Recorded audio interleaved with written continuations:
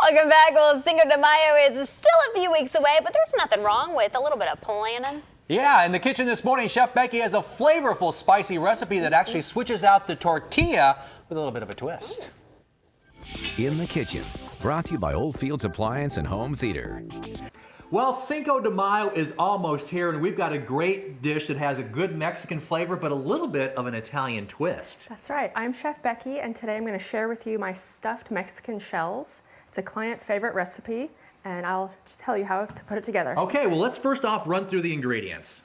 To start, we have 1 box of jumbo pasta shells, 1 pound of lean ground beef, 2 cups of salsa, 1.5 cups of frozen corn kernels, 12 ounces of tomato sauce, 7 ounces of diced green chilies, 1 cup of a Mexican cheese blend, 3/4 of a cup of olives, 1 teaspoon kosher salt, and 1 more cup of cheese to sprinkle over the top. Now, you were telling me that actually the pasta may be the most lengthy of a part of the recipe.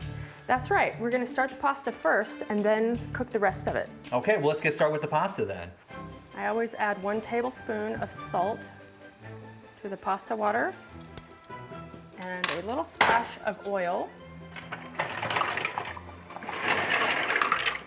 And give these a good stir to make sure none are sticking to the bottom of the pan. And once it returns to a boil, I'll time it for 10 minutes. And I'll stir it occasionally while we're working on the rest of the recipe. I'm adding 1 pound of lean ground beef. And I'll break it up with a spatula. We'll just cook it all the way through and break it into small crumbles. Okay, so our hamburger's done, so we're gonna get it in our bowl, and now we're gonna combine a lot of fun ingredients. So Alan, you're gonna love this recipe because there's no chopping. I am glad you pointed that out, so that way I don't have to worry about my fingers and no knife skills, so. You can stir, how's that sound? I can do that. And does it matter what order that we put everything in? No, it really doesn't. Okay, that makes it fun too. So now it's time to drain the pasta. I'm going to rinse them with cool water.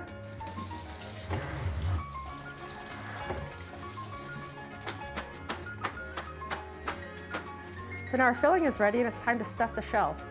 Now the great thing about this recipe, and with a lot of the recipes you actually do, is that even though we've got more shells here than we're probably gonna need, this is a great freezer dish. We can throw these in the freezer, right? Absolutely. It's perfect for a busy weeknight. I'm gonna use a large spoon and put about 2 to 3 tablespoons of filling in each one.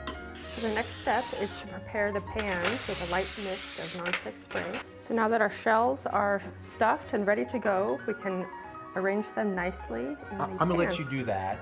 Okay. Because you're probably a much better arranger than I am. So I have my oven preheating to 375 degrees. Now let's not forget the cheese. Gotta have more cheese. There we have it. And we got 1 that's gonna go in the oven and 2 that are headed to the freezer. That's right. I'll just cover these with foil and wrap it up in plastic, and it will stay in the freezer for 3 months. Okay. Well, let's get that one in the oven. So our shells have baked for half an hour, and now they are ready to serve. Okay, we've got them out of the oven, but we've got 1 more ingredient to add. That's right. You can serve it with sour cream and some salsa and tortilla chips if you wish. Of course, this is a great recipe for your Cinco de Mayo. We were actually talking some variations. Maybe you could even throw some beans in here if you were That's right. inclined. Could be a vegetarian dish that way. So that's going to do it for this recipe. Chef Becky will have it on her Facebook page, and we'll have it on our website at nbc16.com. It's another edition of In the Kitchen. We hope you enjoyed it, and we'll see you next time.